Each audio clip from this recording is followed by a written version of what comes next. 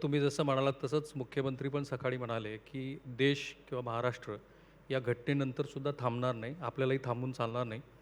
आणि आजची आपली थीम आहे महाराष्ट्र काल, आज आणि उद्या. सो मुख्यमंत्री एकनाथ शिंदे यांच्या काळातला महाराष्ट्र, मुख्यमंत्री श्री देवेंद्र आपले फडणवीस. महाराष्ट्रातले बरेच लोक पर्यटक तिकडे आहेत हां. आणि बऱ्याच ग्रुपशी मी बोललो देखील. मुख्यमंत्री देखील बोलले हं. आणि त्यांच्या सुरक्षिततेचं देखील तिथल्या अधिकाऱ्यांशी, तिथल्या प्रशासनाशी सातत्याने आम्ही संपर्कात आहोत आणि त्यांना लवकरात लवकर आणण्याचं नियोजन देखील होतं आहे. Right. माझा प्रश्न असा होता, की तुमच्या काळातला महाराष्ट्र म्हणजे मुख्यमंत्री एकनाथ शिंदे यांच्या काळातला महाराष्ट्र, श्री देवेंद्र फडणवीस यांच्या काळातला आत्ताचा महाराष्ट्र आणि भविष्यातला महाराष्ट्र कसा असेल? काल, आज आणि उद्या. खरं म्हणजे गेल्या 2.5 वर्षापूर्वी स्थगितचं सरकार होतं. आमचं सरकार आलं महायुतीचं. ते खऱ्या अर्थाने प्रगतीचं आणि समृद्धीचं होतं. हे मी का म्हणेन मुद्दाम, मी मुख्यमंत्री होतो म्हणून नाही.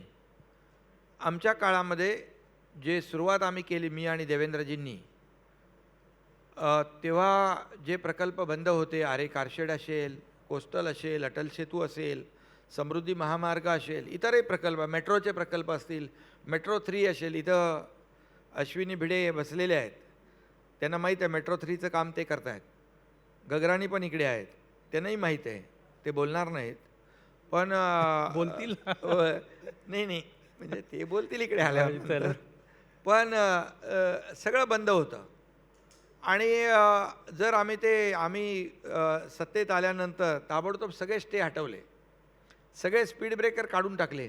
धडाधड आरे कारशेड झालं, मेट्रो 3चं काम सुरू झालं, इतर मेट्रो लाईनचं काम सुरू झालं, कोस्टलचं काम युद्ध पातळीवर सुरू झालं, अटल सेतूचं युद्ध पातळीवर सुरू झालं, बाळासाहेब ठाकरे समृद्धी महामार्ग युद्ध पातळीवर सुरू झालं.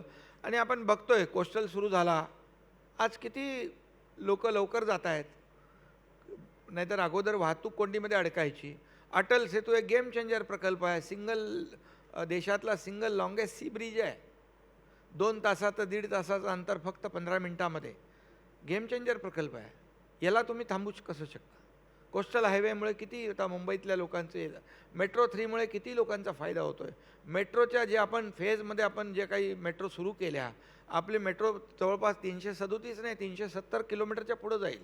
End to end metro network झालं पुढच्या 1-2 वर्षामध्ये, टप्प्याटप्प्यामध्ये, तर मुंबईची वाहतूक कोंडीच कमी होऊन जाईल.